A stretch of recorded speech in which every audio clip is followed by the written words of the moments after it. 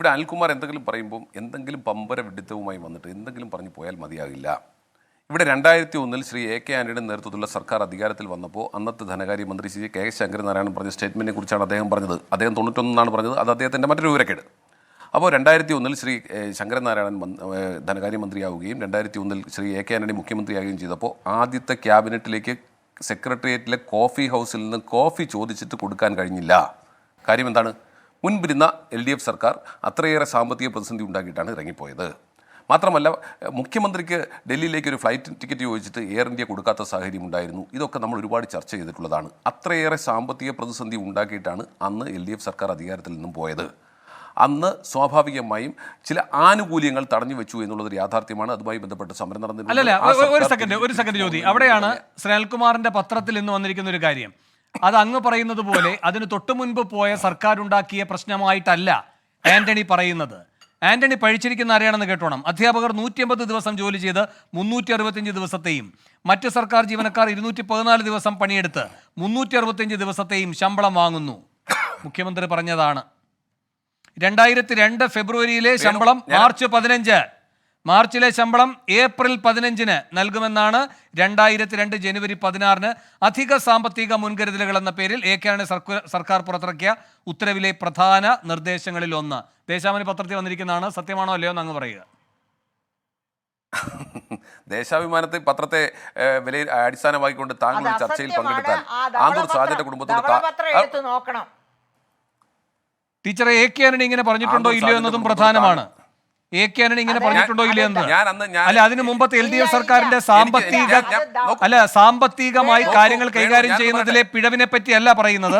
അധ്യാപകർ 150 ദിവസം ജോലി ചെയ്ത് 365 ദിവസത്തെയും മറ്റ് സർക്കാർ ജീവനക്കാർ 214 ദിവസം പണിയെടുത്ത് 365 ദിവസത്തെയും ശമ്പളം വാങ്ങുന്നു. ഇങ്ങനെ ഒരു സ്റ്റേറ്റ്മെന്റ് ആന്റണിയുടേതായി ഉണ്ടോ? അത് ഏത് സാമ്പത്തിക പ്രതിസന്ധിയുമായി ബന്ധപ്പെട്ട് പറയുന്നതാണ്? അല്ല, സിവിൽ സർവീസിനെ അധിക്ഷേപിക്കലാണ്. അതായത് അത് ധവളപത്രം എന്റെ കയ്യിലുണ്ട് അന്ന്. ശരി ടീച്ചറെ, അല്ലല്ല, ഇത് രാഷ്ട്രീയ ചോദ്യമാണ്. ഇതിന് ജ്യോതിയാണ് മറുപടി പറയുന്നത്. ടീച്ചർ സഹകരിക്കാം. ജ്യോതി, അങ്ങനെ ഒരു സ്റ്റേറ്റ്മെന്റ് ഇല്ല. ശരി ജ്യോതി. വേണു, ഈ ദേശാഭിമാനിലെ ഈ വാർത്തയ്ക്ക് ഒരു അടിസ്ഥാനവുമില്ല. അദ്ദേഹം ഒരുപാട് കാര്യങ്ങൾ അത്തരത്തിൽ റിവാമ്പ് ചെയ്യേണ്ട ഒരുപാട് കാര്യങ്ങളെ കുറിച്ച് പറഞ്ഞിട്ടുണ്ട്.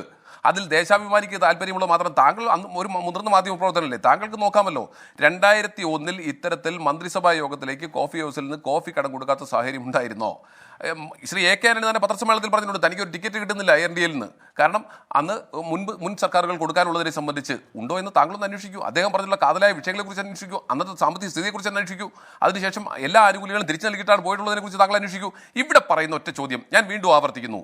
ഇന്ന് തീയതി 4, പരിപൂർണമായി ശമ്പളം കൊടുക്കാൻ കഴിഞ്ഞിട്ടില്ല. എന്തുകൊണ്ട് കൊടുക്കാൻ കഴിയുന്നില്ല?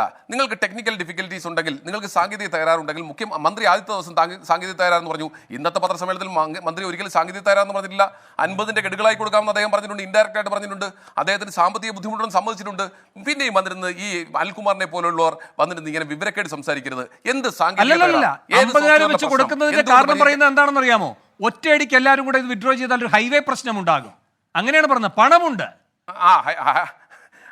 ഹൈവേ ആയാലും ഗേറ്റ് വേ ആയാലും എന്ത് വിവരക്കേട വേണു ഈ പറയുന്നത്? ഈ സാങ്കേതിക വിദ്യയെക്കുറിച്ചൊന്നും ആർക്കും അറിയാത്തവരാണോ?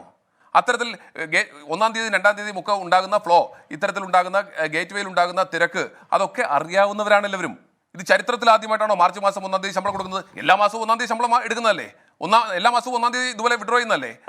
ഇങ്ങനെ പറയാൻ കഴിയൂ, ഇങ്ങനെ നുണ പറയാനേ കഴിയൂ ജ്യോതി. കാരണം അല്ലല്ല, ഈ മറിയക്കുട്ടിയുടെ കാര്യം ഇവിടെ പറഞ്ഞല്ലോ. അപ്പോ അല്ല, ഹൈക്കോടതി പോയി പറഞ്ഞാൽ എന്താണെന്നറിയാമോ? സ്റ്റാറ്റ്യൂട്ടറി ബാധ്യതയൊന്നുമില്ല. ഇതങ്ങനെ പറയാൻ കഴിയില്ലല്ലോ. അപ്പൊ പിന്നെ ഒറ്റ വഴിയേ ഉള്ളൂ, സോഫ്റ്റ്വെയർ.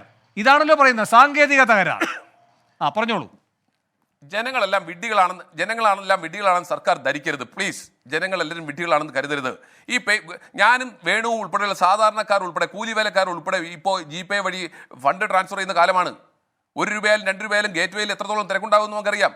ഈ സാങ്കേതിക വിദ്യ ഇത്രയും വളർന്നിരിക്കുമ്പോൾ മുറുക്കാൻ കടയിൽ പോലും നമ്മൾ Google Pay വഴി പേയ്മെന്റ് നടത്തിക്കൊണ്ടിരിക്കുന്ന കാലത്താണ് പറയുന്നത് ഗേറ്റ് വേയിൽ അല്ലെങ്കിൽ ഹൈവേ ട്രാഫിക് ഉണ്ടായിരുന്നു. എന്ത് ട്രാഫിക്കാണെന്നോ അദ്ദേഹം ഉദ്ദേശിച്ചത് എന്താണെന്ന് എനിക്ക് അപ്പോൾ മനസ്സിലായില്ല. അപ്പോൾ പേയ്മെന്റ് ഗേറ്റ് വേയിൽ അങ്ങനെ എന്തെങ്കിലും പിന്നെ എന്താ പറയുന്നത്, ഇത്രയും വലിയ കൺജഷൻ ഉണ്ടാകുന്ന ഒരു സാഹചര്യമില്ല. എല്ലാ മാസവും ഉണ്ടാകുന്ന. ഞാനൊരു കാര്യം പറയട്ടെ ജ്യോതി. ഒരു അധ്യാപകൻ വിളിച്ചു പറയുകയായിരുന്നു, ഇന്ന് ഈ പറയുന്നവർ നേരത്തെ എന്തെങ്കിലും പറഞ്ഞിരുന്നെങ്കിൽ എന്തെങ്കിലും ഒരു പോംവഴി കണ്ടെത്താമായിരുന്നു. ഒരു EMI മുടങ്ങുമ്പോൾ ഒരു ദിവസം കാനറ ബാങ്കിന്റെ കാര്യം പറഞ്ഞുകൊണ്ടാണ്, എനിക്കറിയില്ല അതിന്റെ യഥാർത്ഥ സ്ഥിതിയൊന്നും, 500 രൂപയാണ് ഫൈൻ. ഇപ്പോൾ ധനമന്ത്രി പറഞ്ഞ പോലെ മുൻഗണനാക്രമത്തിലാണ് എങ്കിൽ ഏതാണ്ട് തിങ്കളാഴ്ചയൊക്കെ, ഇന്നിപ്പോൾ തിങ്കളാഴ്ച, ഒരു വെള്ളിയാഴ്ചക്കകമൊക്കെ കിട്ടുകയാണെങ്കിൽ ഒരു 2500-3000 രൂപ അങ്ങനെ ഒരു ഫൈനായി പോലും കൊടുക്കേണ്ട സാഹചര്യം വരും. ഇതൊക്കെ ആരുടെ സൃഷ്ടിയാണ്? ഫൈൻ മാത്രമല്ല, സിബിൽ റേറ്റിംഗിനെ ബാധിക്കും. സിബിൽ റേറ്റിംഗിനെ ബാധിക്കും. നമുക്കറിയാമല്ലോ, പാഡി റെസിപ്റ്റ് കൊടുത്തതിന്റെ കഥകൾ നമുക്കറിയാമല്ലോ. ഒരു ചെക്ക് ബൗൺസ് ആയാൽ അത് സിബിൽ റേറ്റിംഗിനെ ബാധിക്കും. താങ്കൾക്ക് അറിയാവുന്ന കാര്യമാണല്ലോ, ഇതൊന്നും ഞാൻ പറയേണ്ടതില്ലോ. അപ്പോൾ കൃത്യമായി മാസവരുമാനം സർക്കാർ സർവീസിലുള്ളവർക്ക് അവരുടെ മാസവരുമാനം കണക്കാക്കിക്കൊണ്ട് അവരുടെ ബഡ്ജറ്റ് തയ്യാറാക്കി മുന്നോട്ട് പോകുമ്പോൾ അവരുടെ ബഡ്ജറ്റിനെ തകിടം മറിക്കുന്നതാണ് ഓരോ ദിവസത്തെയും ഡിലേ എന്ന കാര്യത്തിൽ ആർക്കാ തർക്കമുള്ളത്? നമ്മളെ കേൾക്കുന്ന ഏത് ഉദ്യോഗസ്ഥർക്കാ തർക്കമുള്ളത്? ആർക്കാ തർക്കം ഇല്ലാതിരിക്കുന്നത്? അപ്പം നമുക്കറിയാം ഈ കാര്യം. എന്നിട്ടും എന്തിന് ഇത്രയും ഞങ്ങളുടെ കയ്യിൽ പൈസ ഇല്ല, അതാണ് ഞങ്ങളുടെ സാങ്കേതികത തരാർ എന്ന് പറയാനുള്ള ആർജവം നമ്മുടെ ധനകാര്യമന്ത്രിക്ക് ഉണ്ടാകണ്ടേ? അത്തരത്തിൽ പറയാനുള്ള ആർജവം ഈ ചർച്ചയിൽ വരുന്നവർക്കുണ്ടാകണ്ടേ? ചില കാര്യങ്ങൾ ചില ദിവസങ്ങളിൽ ചെയ്തുകൂടന്നേ. ഇന്നാണോ വിരുന്നൊരുക്കേണ്ടത്? ഏത് കാര്യത്തിനുള്ള വിരുന്നൊരുക്കലായിരുന്നു അത്? ബജറ്റ് സഹായിക്കാനല്ലേ? ആ ഒരു ഏതാനും ഉദ്യോഗസ്ഥർ മാത്രമാണോ ഇതിനെ സഹകരിക്കുക? അത് ബജറ്റിന്റെ രചനയുമായി ബന്ധപ്പെട്ട, അല്ല, അതിന്റെ നിർവഹണ ദൗത്യവുമായി ബന്ധപ്പെട്ട ഏറ്റവും മേളിലുള്ളൊരു തട്ട് മാത്രമായിരിക്കാം ഇവർ സമാഹരിക്കുന്ന വിവരങ്ങൾ, അതിനുവേണ്ടി പ്രവർത്തിച്ചവർ. ഇങ്ങനെ ഒരു വലിയ നിരയുണ്ടല്ലോ. ഈ ശ്രേണിയെ കാണാതെ ഏറ്റവും മുകളിലിരിക്കുന്ന കുറച്ച് ആളുകളുമായി സൽക്കാരം, അതിന് തെരഞ്ഞെടുക്കുന്ന ദിവസം ഇന്ന്. ഒറ്റ കാര്യം, ഇവിടെ 5 ലക്ഷം രൂപ മുടക്കി ഗസ്റ്റ് ഹൗസിൽ ഇത്തരത്തിൽ സൽക്കാരം നടത്തുന്നു. താങ്കൾ പറഞ്ഞല്ലോ, മുഖ്യമന്ത്രി പറയുന്നത് എന്താണ്? എന്റെ മുണ്ടിൽ മരപ്പെട്ടി മുള്ളുന്നു, അതിന് ലക്ഷങ്ങൾ മുടക്കുന്നു, കോടികൾ മുടക്കുന്നു. അതാണ് മുൻ പ്രതിപക്ഷ നേതാവ് പറഞ്ഞത്. മരപ്പെട്ടിയെല്ലാം കൊണ്ടുപോയി ട്രഷറിയിൽ ഇട്ടാൽ മതി, അവിടെ നോട്ട് കെട്ടുകളില്ലല്ലോ, അതുകൊണ്ട് അവിടെ അതിന്റെ മുകളിൽ മൂത്രമൊഴിക്കാനും പറ്റില്ല. മരപ്പെട്ടിക്ക് സുഖമായിട്ട് അവിടെ പുനരധിവസിക്കുകയും ചെയ്യാം. വേണു, ഗൗരവത്തിൽ കാണേണ്ട ഒരു കാര്യമുണ്ട്. മുഖ്യമന്ത്രിയുടെ മുണ്ടിൽ മരപ്പെട്ടി മുള്ളുന്നതിനെ കുറിച്ച് മുഖ്യമന്ത്രി ആശങ്കപ്പെടുമ്പോ ഇന്ന് വീണ്ടും ഇടുക്കിയിൽ ആന ചവിട്ടി കൊന്നിരിക്കുക ഒരു മലയോര മേഖലയിലുള്ള ഒരു കർഷകയെ, അല്ലേ? അതിനെക്കുറിച്ച് ആശങ്കയില്ല. മുഖ്യമന്ത്രിയുടെ ക്ലിഫ് ഹൗസിലെ മരപ്പെട്ടി മുള്ളുന്നതിനെ കുറിച്ചാണ് മുഖ്യമന്ത്രിക്ക് ആശങ്ക. എന്ന് മാത്രമല്ല, മൃതദേഹം വലിച്ചഴിച്ചുകൊണ്ട് പോകാനായിരുന്നു ഉത്സാഹം. അല്ല, മൃതദേഹം വലിച്ചഴിച്ചുകൊണ്ട് പോകാനായിരുന്നു ഉത്സാഹം. അല്ല, അപ്പൊ എന്തൊരു ദുരഭിമാനമാണ് കണ്ടതല്ലേ നമ്മൾ? അല്ല, എന്തൊരു ദുരഭിമാനമാണ്. ജനങ്ങളെ അഭിമുഖീകരിക്കാതെ ദുരഭിമാനിയായ ഒരു സർക്കാർ നിൽക്കുകയാണ്. ശരി, ഞാൻ